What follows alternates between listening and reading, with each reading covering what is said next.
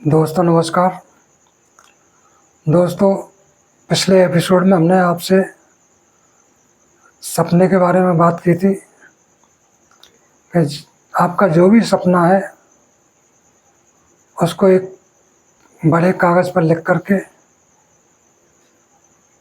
स्पष्ट लिख करके ऐसी जगह चिपकाओ जहां आप सोते हो, ताकि सोने से पहले और जगने के बाद वो आपको स्पष्ट दिखाई दे। और दोस्तों, सपना ऐसा होना चाहिए,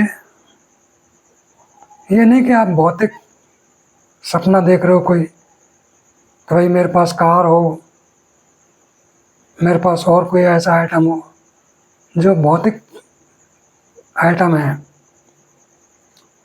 ये आपको आगे बढ़ने में मदद नहीं करेंगे। क्यों? कुछ समय तक आपकी इच्छा है कि मेरे पास कार होनी चाहिए, वो आपकी ज़रूरत नहीं है। इच्छा में और ज़रूरत में अंतर होता है। इच्छा तो ये है कि भाई मिल जाए तो ठीक है, नहीं तो कोई बात नहीं है। एक होती है ज़रूरत। तो दोस्तों, सपना ऐसा होना चाहिए जो आपकी जीवन मरण का सवाल हो। इस तरह का होना चाहिए, अगर ये मुझे नहीं मिला तो मैं मर जाऊंगा। अब उस सपने को जो आपने लिख करके ऐसी जगह चिपका रखा है जहाँ आप सोते हो,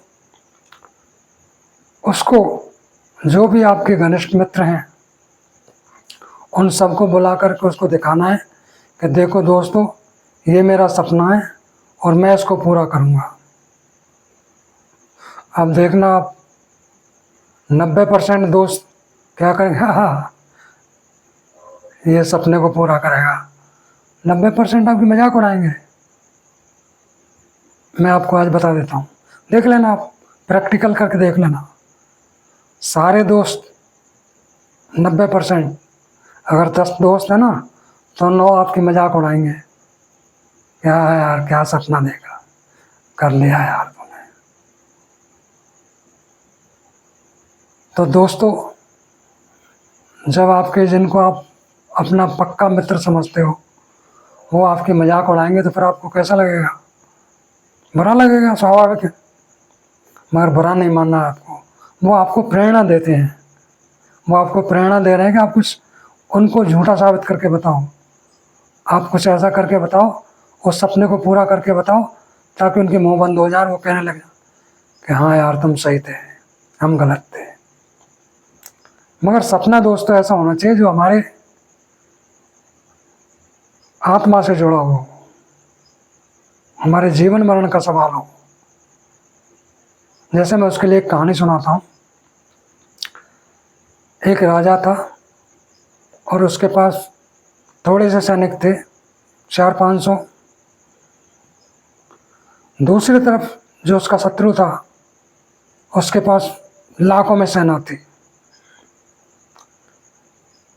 अब जिसके पास 500-600 जवान थे, सेना थी, उसने क्या किया कि जहाज़ों में, और एक नदी पड़ती थी बीच में, बहुत विशाल नदी थी, तो जहाज़ों में और नावों में अपने हथियार, गोला बारूद, सारा संसाधन लेकर के नावों और जहाज़ों में वो उस नदी से पार होते हैं और वहाँ पहुँच जाते हैं जहाँ उनके दुश्मन का देश होता है।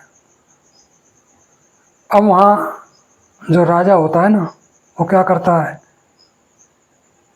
कि सिपाहियों, सैनिकों, ये जो नाव और जहाज़, जो भी हमारे साधन थे यहाँ तक आने के, उनको सबको आग लगा के नष्ट कर दो। अब राजा ने कहा तो उनको नष्ट करना पड़ेगा।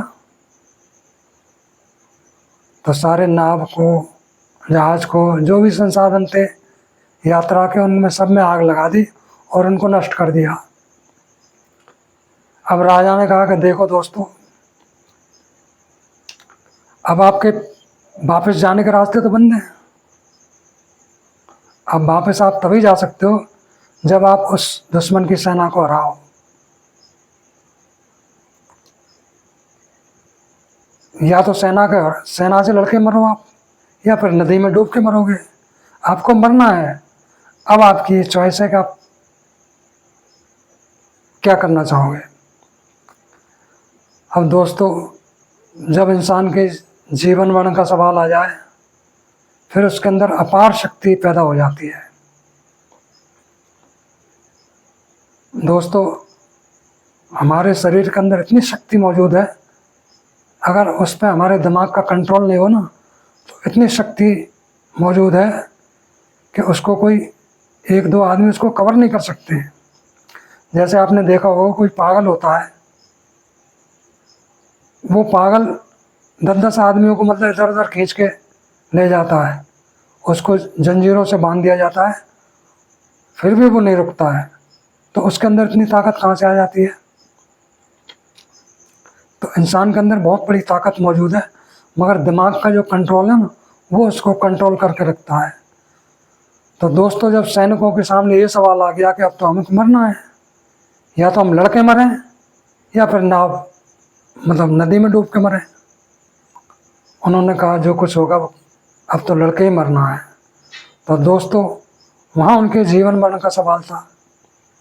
उन्होंने अपने जी जान से युद्ध लड़ा और दुश्मन देश की सेना को हरा कर उन्हें विजय प्राप्त की, और विजय प्राप्त करने के बाद तब वो अपने शहर को वापस आए। तो दोस्तों, कहने का मतलब यही है कि जब इंसान की ज़िंदगी और मौत का सवाल हो, तो उसके अंदर बहुत बड़ी शक्ति पैदा हो जाती है उस काम को करने के लिए।